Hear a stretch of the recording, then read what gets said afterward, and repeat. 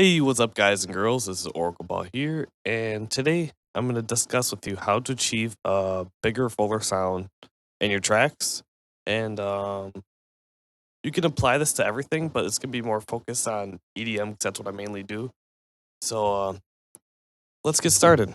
To me, there's four things that are important for you to achieving like a big, full sound in your tracks. The first one, the most important one, is your composition. Because the less stuff you have going on, it's easier to make your track louder. That's why trap and big room house are really loud because there's not as much going on. And because of that, there's less phase cancellation, less things fighting each other, and it's easier to make the genres loud. Um, and then the second most important part to me to achieving a big full sound is mixing. And things that would help you achieve a big full sound with mixing are like panning your instruments, stereo separation, frequency cutting. So like high passing your basses and then putting a separate sub under them, and then trying to fit different sounds into different frequency ranges so there isn't as much fighting between frequencies of different sounds. Um, the third most important thing is using delay and reverb the right way. You can always use too much of them, mud up a mix, but if you use it right, it adds a lot of space to a sound to give it a bigger sound. And the last but not least, to me, the least important part to getting a loud sound is mastering. You might be like, well, isn't mastering how you make it nice and loud? Yes, but everything you do before mastering it affects how your mastering goes. So if you don't have any of those things before mastering done right, then your mastering won't go well. But yeah, so like I said, with composition, the less stuff you have going on, the better the louder you can get your track. That's why it's actually kind of goes along with mixing, but we use sidechaining. If you don't know what sidechaining or ducking is, it's when you have, I can show you here, where I'm using gross beat for sidechain. Like the kick here is playing on every quarter note, and as you can see in the sidechain bus where I have everything that basically isn't a drum being routed into this mixer track that'll run through these effects, and it'll get ducked on a quarter note under the kick drum so that it's not fighting the kick drum. The kick drum is louder. So I can play you like the drop with sidechain.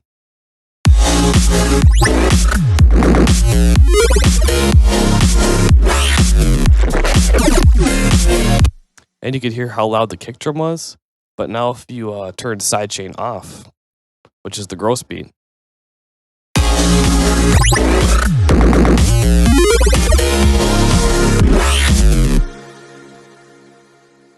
you can see the kick drum basically gets like, it disappears. It's just hidden by all the sounds. And that's why I use sidechains so the kick stands out. And it also just adds that pumping effect that really has that driving energy that you hear in like all EDM tracks. Is use sidechain in all of them. And then to talk about frequency cutting, here's something I did actually on the masters, goes along with mastering, but this is also mixing as well. I cut all unnecessary frequencies I don't need. So like around here, I'm at 28 hertz here. I just put a high pass filter really steep, just in case there's any low rumbling that isn't necessary. I just cut it out so it doesn't interfere with the higher sounds, and you don't have like an annoying low rumble when you like export your sound and you hear it like with a subwoofer. And then the same thing goes for the high frequencies, because like you can actually create a low pass up here, and then like around 1600 hertz, like you can cut these frequencies, you don't even hear them. Like it doesn't even affect the track, but it does add a little bit more headroom to your high end. So it's easier to mix stuff and have stuff up there, and you don't have that annoying super high noise that's just unnecessary to your track. And another thing is like, let's go look at my basses here. So I got all these basses, and I can just go to like this one right here. I go to this mixer track, and I high pass it. And you can see it's like around 100 hertz. I do that for pretty much almost all my basses. Like this one, it's again, it's high pass around 100 hertz. And you can see I'm scooping the mids too, because the mids are kind of muddy. And then it helps clear up the mids for other sounds like the snares and chords and other stuff. And then to Without the sub, I'll actually show you what it sounds like without the sub when you frequency cut. Those are the basses without the sub, but with sub, you can just see it adds energy and it makes a nice, tight, clean low end. And that's very helpful if you want to achieve a nice, clean low end with loud basses. Because if you try to mix, like, it's not impossible, but it's a lot harder to make a clean, tight low end without high passing your basses and putting a separate sub under them. You can actually, with a saw bass, it's a lot easier to get like a nice sub the way you EQ it. But like I did here, I actually don't have a separate sub. Oh, I was doing some formatting and stuff. But if you EQ it like this, it's going to be different for every sound. It depends on your sound and what you do to it. But I was able to retain a nice sub and a nice bass with the saw bass and not have to use a separate sub. So the more distorted the sound is, though, and messed up, it's going to be harder to retain the sound. And usually the cool basses are distorted and messed up. That's why they sound cool. But yeah, so you can apply that frequency cutting to other sounds as well, like your leads. I have a lead over here.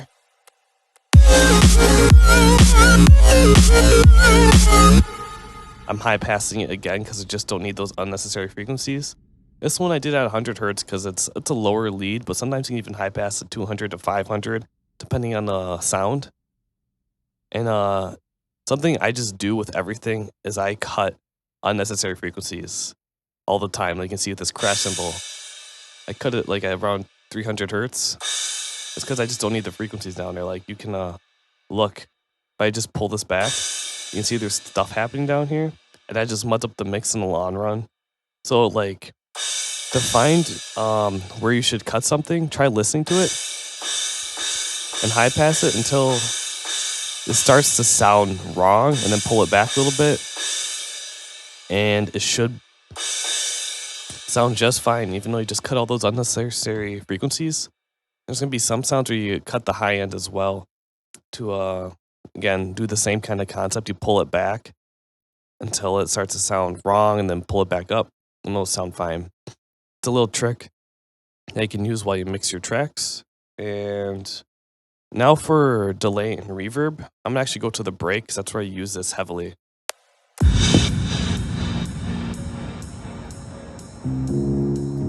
Especially on the piano, you can hear it.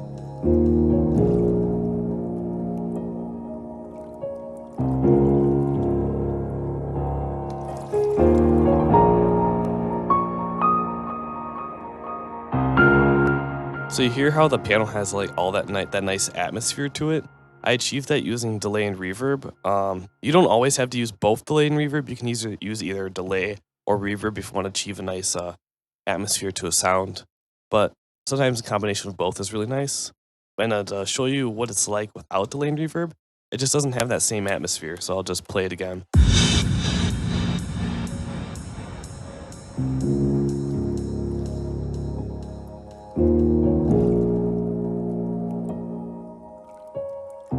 As you can see, the piano feels a little bit more empty. It doesn't have that same space and atmosphere. And delay and reverb just really help give it that space and atmosphere.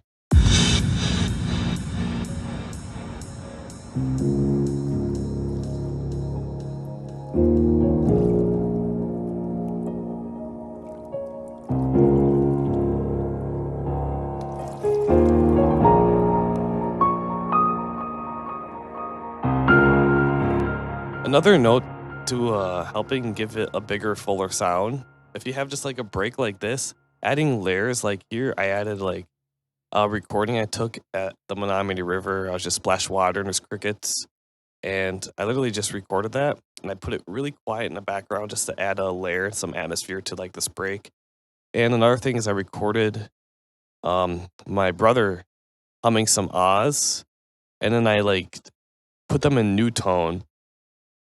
And I just pitched each one, and I built chords out of his voice. I'll turn the sidechain off. Then I put reverb on it. It's in the background. I just made these really cool chords, and it sounds great layered under these guys.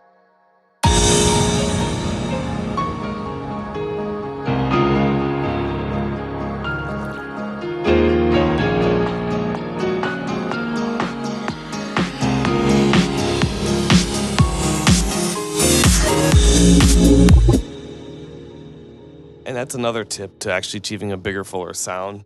This actually goes with composition.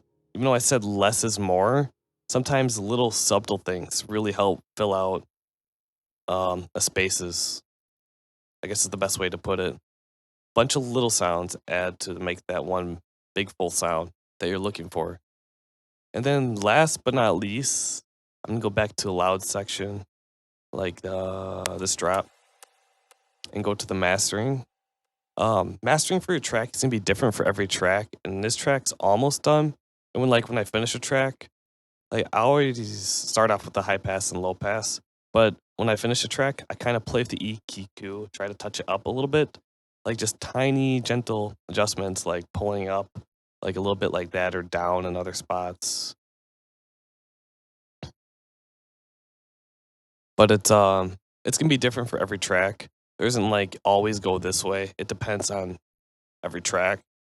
And then this one, I really didn't do much with Maximus. I use it mostly for stereo separation and pulling. I pulled the threshold back here just to slightly make everything louder. As you can see, the lows I make more mono. Here's a really good tip. Your basses are best to keep in the middle and mono, the low frequencies. And then like the mid frequencies, they can have some stereo separation, and it can have a little more leeway to pan them. And then highs, you can pan a lot more and have a lot of stereo separation. And if you have no idea what I'm talking about, I highly recommend going to Seamless R's channel, and he explains stereo separation very well and panning and other basic terminology that you'll hear a lot in music production. And after this, I used a limiter just to squash the dynamic range. I could have done it with Maximus, but it's easier for me to use the limiter to get what I want instead of messing with Maximus parameters. So I just use the limiter after it. And basically, the EQ, the Maximus, and the limiter are all I use for mastering on this track, but it's never the same for all my tracks. Sometimes I just have Maximus and the EQ or a limiter. It's just different for every track. But yeah. Oh, and the slight HP, which is a high pass, and then the love filter, which is a low pass, are just effects that I have on a master. They're not really used for mastering the sound. But yeah. So those are ways you can go about to try to add a bigger, fuller sound to your track. Just remember that less is more that's happening in a track. If you have a lot of stuff going on at the same spot, it's going to be a harder time getting it louder because of the phase cancellation of fighting of sounds. That's why trap songs and big room house are always going to be super loud because they're very minimalistic. You're mixing, panning sounds that are like little drum samples or little effects and stuff, and keeping them out of the middle, like leaving room for like your main elements like the lead and bass and kick and snare. And those guys can sit in the middle, so it's easier for them to be louder while you have other stuff on the sides.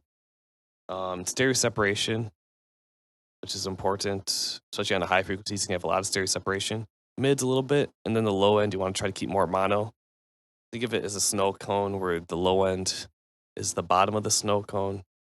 And then the farther you get up, you got the mids and the highs, and there's more stereo separation. There's a way you can think about it visually. Frequency cutting is very important. Always cut unnecessary frequencies in your sounds because it'll just mud up your mix. And use a separate sub on your basses most of the time. And delay and reverb to add atmosphere to your sounds that you'd like to add atmosphere to. And last but not least, mastering. I'm just reading off a list I wrote down of all the things so I don't forget anything. But yeah, those are ways you can go about achieving a bigger, fuller sound. If this video helps, please leave a like. If you have any questions about anything I just said, please feel free to ask. suggestions, you can leave them in the comments of things I could talk about or show you. And if there's anything I didn't explain well enough, please feel free to ask. I'll try to answer you and help you the best I can. And yeah, thank you for watching. I hope you can apply these to your projects. And if there's anything you think I missed that would have been good to mention in this video, tell me in the comments and I'll see if I could try and talk about it again sometime. But yeah, thank you for watching. Check out my other videos if you want to like do sound design. I have a sound design weekly series, which you can click on the screen here. I also have Launchpad performances. If you'd like to see that, you can click there, wherever I'm pointing. And yeah, I have free music that you can use for your viewed videos. If you do gaming and need free uncopyrighted music, all my free songs, they're uncopyrighted and you can feel free to use those, as long as you link me to my SoundCloud and YouTube and whatever.